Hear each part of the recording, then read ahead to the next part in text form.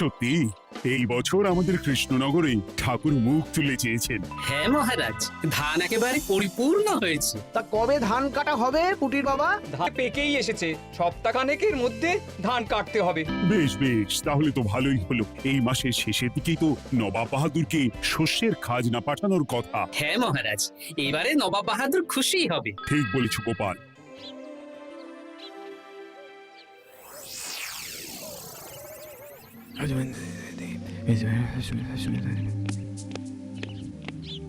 প্রণাম খাম্বাজরাজ। ওই তো কৃষ্ণনগরের মন্ত্রী চলে এসেছে। ও, এর কথাই তুমি বলেছিলে? হ্যাঁ, ওই রাজ্যের সব খবরাখবর আমায় দেয়। ইনি কে? ইনি হলেন জমিদার কেশকান্ত বর্মন, আমার রাজ্যেরই দক্ষিণ পশ্চিম গ্রামের জমিদার, আমার প্রিয় বন্ধু। নামটা বেশ অন্যরকম, কেশকান্ত। আসলে ওদের বংশ পরম্পরায় সকলের উন্নত ঘন কেশ আছে, তাই ওদের পরিবারের সবারও নামে একটা করে কেশ আছে। আমি খাম্বাজ রাজের সৌমিত্র এবং সুপরামর্শদাতা। কিছুদিন আগে আমার মাথায় খুব খুশকি হচ্ছিল, মাথার চুল পাতলা হয়ে আসছিল। কিন্তু আমার পরামর্শে একটা তেল মাখতেই মহারাজের মাথার চুল এখন ঘন হয়ে উঠেছে, আর কোনো সমস্যা নেই। বাবা বাবা, ভালো ভালো ভালো। এবার তাহলে কাজের কথাটা বলে দিন। এবারে তো শুনলাম তোমাদের রাজ্যে অনেক ধান উৎপাদন হয়েছে, তাই স্বাভাবিকভাবে নবাব বাহাদুরের কাছে রাজস্ব অনেক বেশি দেবে, কি তাই তো? হ্যাঁ, এবারে রাজস্ব দানে কৃষ্ণনগরই প্রথম হবে। না, তা হবে না। নবাবের কাছে অত ধান পৌঁছবে না, এমনকি কৃষ্ণচন্দ্রের কাছেই চাষিরা বেশি ধান রাজস্ব দিতে পারবে না। সেটা কি করে হয়? পাকা ধানে মই দিতে হবে। বললাম না, ও আমার সুপরামর্শদাতা। হ্যাঁ, আমার মন্ত্রীকে বাণিজ্যের কাজে বাইরে পাঠিয়েছি কিছুদিন, তাই কেশকান্ত মাঝে মধ্যেই আমার কাছে আসে, গল্প গুজব করে আর সুপরামর্শ দেয়। কিন্তু আমি কি করব? তুমি রাতে অন্ধকারে চাষিদের ধান জমিতে পাকা ধানে মই দিয়ে দাও, এমন ভাবে কাজটা করবে যাতে কাকপক্ষীতেও টের না পায়। আর তাতে আমার লাভ? প্রত্যেক বছর নবাব রাজস্ব দানে বিজয়ীকে 3000 মোহর দেয়, আমি তোমাকে তার থেকে 1000 মোহর উপহার দেব। 1000 মোহর? হ্যাঁ হ্যাঁ, যাও যাও যাও, কাজটা শুরু করে দাও। আচ্ছা।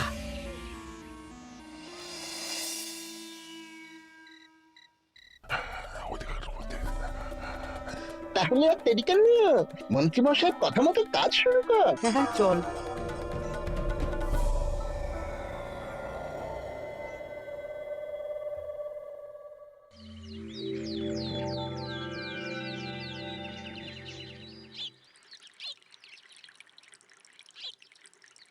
এবারে তো চাষাবাদ বেশ ভালোই হয়েছে। আশা করি নবাব বাহাদুরের কাছ থেকে এবারে আমরাই পুরস্কার পাবো। হ্যাঁ মহারাজ, সারা বাংলায় কৃষ্ণনগরের মতো উৎপাদন এই বছরে কোথাও হয়নি।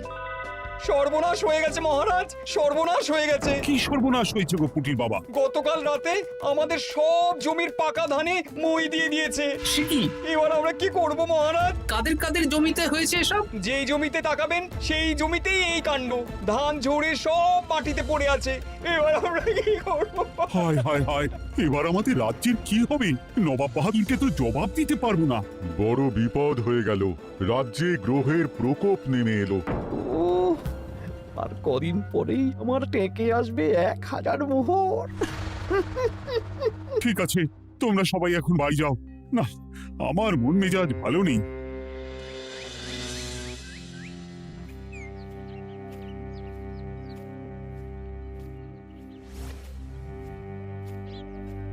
ওগো, তুমি শুনেছো কি হয়েছে? পুটির মা হাউ হাউ করে কাঁদছিল গো। হ্যাঁ গিন্নি, পুটির বাবা কয়েকজন চাষি ভাইদের নিয়ে রাজসভায় এসেছিল। শুনলাম রাতারাতি কে বা কারা চাষ জমিতে পাকা ধানে মই দিয়েছে। কত বড় সর্বনাশ হয়ে গেল বলো। কি হবে গো? কি যে হবে ভগবান জানে। বলি তুমি পারলে না পুটিদের একটু সাহায্য করো। হ্যাঁ, আমি মনে মনে ভেবেই রেখেছি বুঝলে, এবার বেতন পেলে পুটিদের বাড়িতে মাসোহারার জিনিসপত্র দিয়ে আসবো। নবাব বাহাদুরের কাছে মহারাজ খাজনা কিভাবে দেবেন? সেটাই তো বুঝতে পারছি না। আপনি এত চিন্তা করবেন না, রাজবাড়ির ভাড়ার থেকে আপাতত কিছু বস্তা ধান পাঠানোর ব্যবস্থা করুন। তারপর নবাব বাহাদুরের কাছে গিয়ে বলবেন, আস্তে আস্তে সব দিয়ে দেবেন মহারাজ। তাই করতে হবে, তাছাড়া তো আর অন্য কোনো উপায় দেখতে পাচ্ছি না। কিন্তু এবারে আর আমাদের মান রক্ষা হবে না।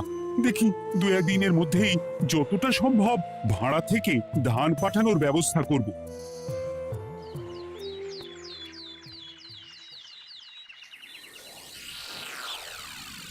এই বছর 10,000 বস্তা ধান রাজস্ব এসেছে খাম্বাজ রাজ্য থেকে, 7,000 বস্তা ধান এসেছে বর্ধমান রাজ্য থেকে, আর মাত্র 100 বস্তা এসেছে কৃষ্ণনগর থেকে।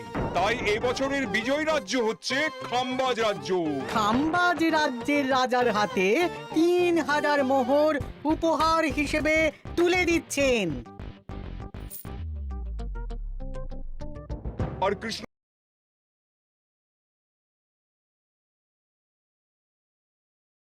কেউ বা কারা মই দিয়ে দিয়েছে। সেসব তোমার মাথা ব্যথা। আমার ধান কোথায়? 100 বস্তা ধান রাজস্ব, কম করে 800 বস্তা ধান রাজস্ব দেওয়ার কথা, কিন্তু তুমি তোমার কথার খেলাপ করেছো। এই বছর আমি নিরুপায় জাহাপানা। আমিও নিরুপায়। হয় তুমি আগামী 1 সপ্তাহের মধ্যে আমাকে 5,000 মোহর দেবে, নইলে কৃষ্ণনগরের সিংহাসন থেকে সরে যাবে। এত বড় শাস্তি দেবেন না নবাব বাহাদুর। আপনি অন্তত মাস 6 সময় দিন, আবার ধান চাষ করিয়ে আপনাকে প্রাপ্য ধান দেওয়া হবে। বেশি কথা বলছো কৃষ্ণচন্দ্র। তুমি 5,000 নয়, 6,000 মোহর 1 সপ্তাহের মধ্যে দেবে। বেটা গোপাল বেশি পাকা, অত কথা বলতে কে বলেছিল? গোপাল, এটা তুমি কি করলে? হায় হায় হায়! সর্বনাশের সময় যখন ঘনিয়ে আসে তখন বিপদের ওপর বিপদ এভাবেই আসে। আমার পাওনা। আরে এখন না, তোমাকে পাঠিয়ে দেব। ওই দেখুন, খাম্বাজ রাজের সাথে কথা বলছে। এখন বেশি কথা বললে কৃষ্ণচন্দ্র আর গোপাল সন্দেহ করবে। চলুন তো দেখি ওখানে গিয়ে কি কথা বলছে। কি কথা বলছো মন্ত্রী? মন্ত্রী আমায় বিজয় অভিনন্দন জানাচ্ছিল। বিজয় অভিনন্দন তো উপহার পাওয়ার সময় জানাতে পারতেন মন্ত্রী মশাই। যাই হোক, আপনাকে তো ঠিক চিনতে পারছি না। আমার নাম কেশকান্ত, আমি খাম্বাজ রাজ্যের দক্ষিণ পশ্চিম গ্রামের জমিদার। কেশকান্ত আমার বিশেষ বন্ধু। আপনার কেশ নিয়ে বেশ ভাব দেখছি। হ্যাঁ, ওই কদিন আগে তো খাম্বাজ রাজের মাথার চুল পাতলা হয়ে আসছিল, খুশকি হচ্ছিল আর কি। তো ওনার পরামর্শে একটা তেল মেখেই তো খাম্বাজ রাজের আবার ঘন কালো চুল ফিরে এসেছে। কেশকান্ত জমিদার হতে পারে, কিন্তু ওর অর্থনৈতিক অবস্থা তাবর রাজাদের থেকে অনেক ভালো। কয়েক হাজার বিঘা জমির মালিকও, তার সাথে চুলের তেলের ব্যবসা করেও হাজার হাজার মোহর রোজগার করে। এই, এখন চুল নিয়ে চুলোচুলি না করে চল কৃষ্ণনগরে ফিরি। এমনিতেই মন মেজাজ খারাপ, 1 সপ্তাহের মধ্যে আবার 6,000 মোহর জোগাড় করতে হবে। হ্যাঁ, চলুন চলুন।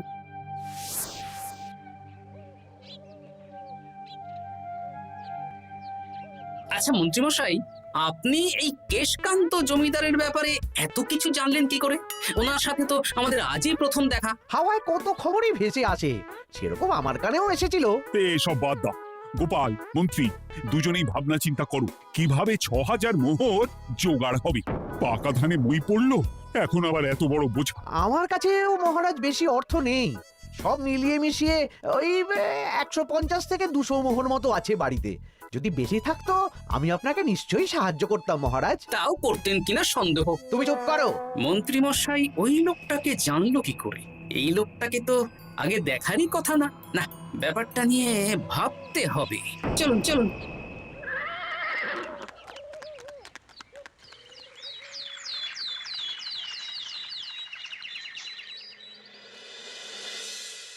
বুঝলে গিন্নি, 1 সপ্তাহের মধ্যে মহারাজকে 6,000 মোহর জোগাড় করতেই হবে, নইলে সিংহাসন ছাড়তে হবে। এখন কিন্তু আমাদের উচিত মহারাজের পাশে দাঁড়ানো। কিছু ভেবেছো কি? আপাতত আমার বিয়েতে পাওয়া আংটি বন্ধক রাখো, আর তুমি যদি... হ্যাঁ হ্যাঁ, আমার যে দুটো গয়নাগাটি আছে ওগুলো বন্ধক রাখো, পরে আস্তে আস্তে ছাড়িয়ে নেবো খন। দেখি, বাকি সভাসদদেরকেও বলবো, যে যতটা পারে। তারপর ভগবানই ভরসা।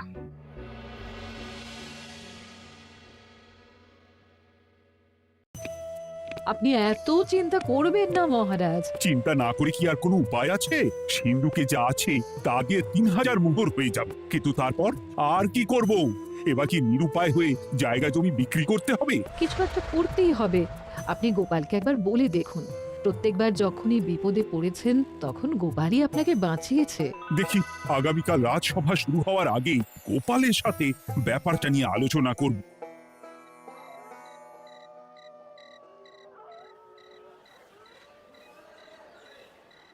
এই যে শেখরা, কি করছো?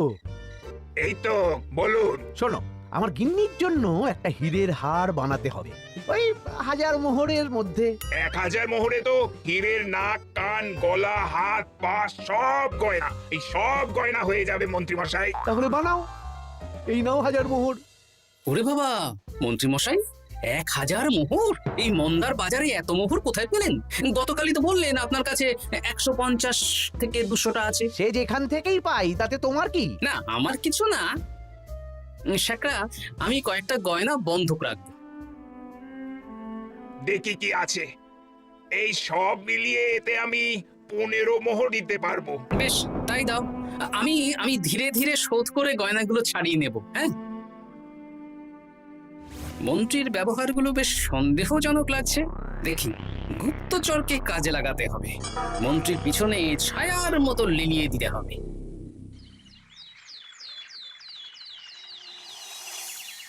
মহারাজ, আমি চেষ্টা করছি আপনার এই মোহর কিভাবে জোগাড় করা যায়, আপ্রাণ চেষ্টা করছি। দেখো, আমি 3000 মোহর পারবো, কিন্তু তার বেশি হলে জায়গা জমি বেচতে হবে, হাতে যে বেশি দিন সময়ও নেই। আচ্ছা মহারাজ, দেখছি। তবে মন্ত্রীমশাই চাইলেই আপনাকে 1000 মোহর দিয়ে সাহায্য করতে পারতেন, কিন্তু উনি তা না দিয়ে ওনার গিন্নির গয়না বানাচ্ছেন, হীরের গয়না। দেখি, মন্ত্রী তো কালকেই বলল ওর কাছে 150 থেকে 200 মোহর আছে মাত্র, 1000 মোহর কোথা থেকে পেল? সে উনিই জানেন, তবে তার খবর খুব তাড়াতাড়ি আশা করি পেয়ে যাব মহারাজ।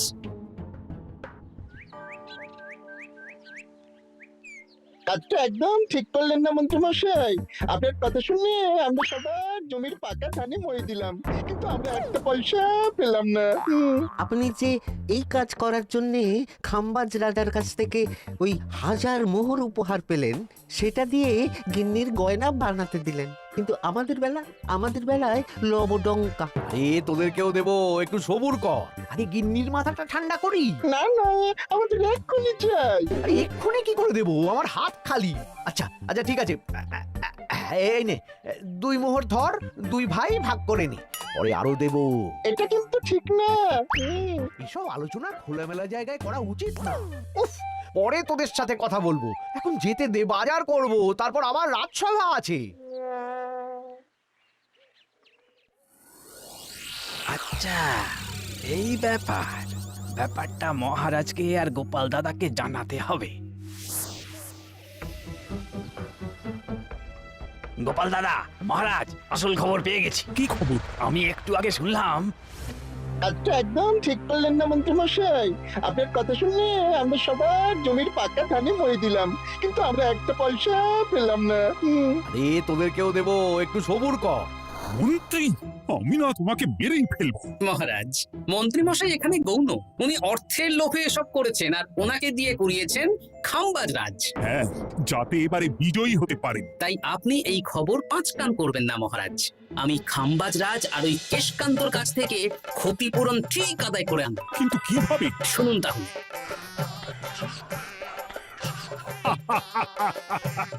দারুণ বুদ্ধি। তাহলে এখন আসি মহারাজ, কাউকে কিচ্ছু বলার দরকার নেই। আপনি শুধু আগামীকাল সন্ধেবেলা খাম্বাজ রাজের দরবারে চলে আসুন, পারলে নবাব বাহাদুরকেও সঙ্গে করে নিয়ে আসুন। হ্যাঁ। প্রণাম খাম্বাজ রাজ। কে আপনি? আমি হতাশ রঞ্জন, পশ্চিমে থাকি। কি চাই বলুন? কিছু চাই না, তবে একটা কথা শুনলাম তাই বলতে এলাম। কি কথা? আমি শুনলাম মহারাজ আপনার মাথার চুলগুলো সব নকল। আমার এত সুন্দর চুল সব নকল? খাজনামা হচ্ছে। আমি যদি প্রমাণ করে দিই আপনার চুল নকল, তাহলে কি? তাহলে আপনি আমাকে 100 মোহর দেবেন, আর প্রমাণ না করতে পারলে আমি আপনাকে 100 মোহর দেব। বেশ, দেখো, এক্ষুনি দেখো, আমারই তো 100 মোহর লাভ হবে। এখন না, আজ সন্ধ্যেবেলায়। বেশ বেশ, তখনই এসো। এবারে জমিদার কেশকান্তর বাড়ি যেতে হবে। জমিদার মশাই বাড়ি আছেন? কে মশাই আপনি? না, আমি হতাশ রঞ্জন, পশ্চিমে থাকি। আমি বিশাল ক্ষমতাশালী লোক। কিসের ক্ষমতা? আমি রাজরাজাদের মারধর করি, চুল ধরে টানি, শাস্তি দিই। এসব কি উল্টোপাল্টা বলছেন? খাম্বাজ রাজ আপনার বন্ধু না? হ্যাঁ, প্রিয় বন্ধু। ওনাকেও আমি আপনার সামনে চুল ধরে টানবো, কিন্তু উনি কিচ্ছু করতে পারবেন না। উনি আপনাকে শুলে চড়াবেন। কিছুই করতে পারবেন না। বললাম না, আমি বিশাল ক্ষমতাশালী লোক। বিশ্বাস হচ্ছে না তো? তাহলে বাজি ধরুন, 10,000 মোহরের বাজি। 10,000 মোহরের বাজি? হ্যাঁ, আজ আমি খাম্বাজ রাজের রাজবাড়ি যাব আর আমার শক্তি প্রদর্শন করব।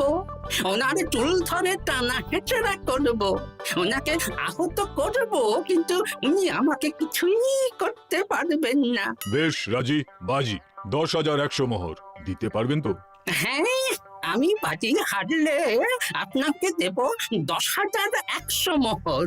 দরকার হলে ওই কাগজে কলমে লিখিত পরিত করে নিন। বেশ, তাহলে তাই হোক। কিন্তু হ্যাঁ, একটা কথা, আমি শক্তি প্রদর্শন করার আগে থেকে প্রক্রিয়া চলাকালীন সময় পর্যন্ত আপনি খাম্বাজ রাজের সাথে কোনো কথা বলতে পারবেন না। বেশ বেশ।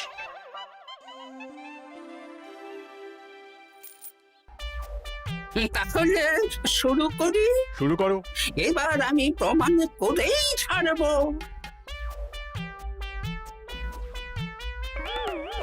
আরে লাগছে লাগছে বাবারে, লাগছে এই সেরেছে। লাগছে এ তো সত্যি সত্যি চুল ধরে টানছে।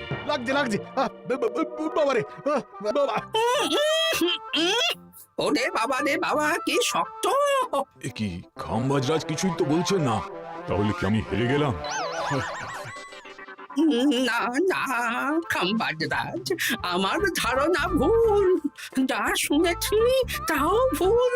এবার বিশ্বাস হলো তো? দাও দাও, এবারে 100 মোহর দাও।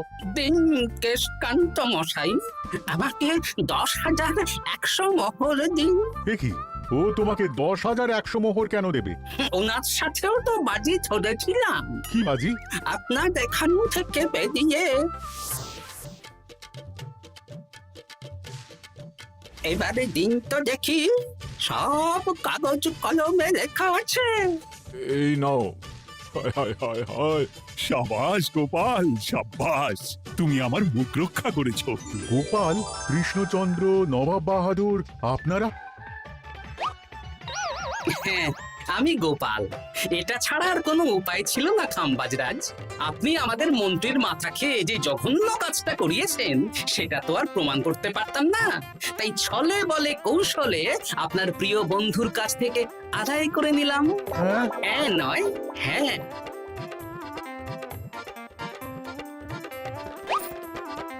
এই নিন মহারাজ। এতে কত মোহর আছে? 10,100 মোহর। এর থেকে 100 খাম্বাজরাজকে দিন, 6,000 নবাব বাহাদুরকে, আর বাকিটা আপনার কাছে রাখুন। এত ধান নষ্ট হলো। কৃষ্ণচন্দ্র আমাকে সবটা বলেছে, আর ওর মন্ত্রীকেও নিয়ে এসেছি। ধোলাই খেয়েই সব বলে দিয়েছে। এই, কে আছো? কৃষ্ণনগরের মন্ত্রীকে নিয়ে এসো।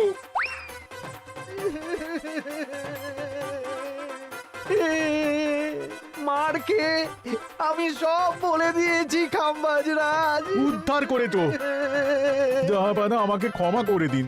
এর কোনো ক্ষমা নেই, তোমাকে আমি কারাগারে বন্দি করব। হায় হায় হায়, সামান্য টাকার লোভ করতে গিয়ে পুরো মাঠে মারা গেলাম।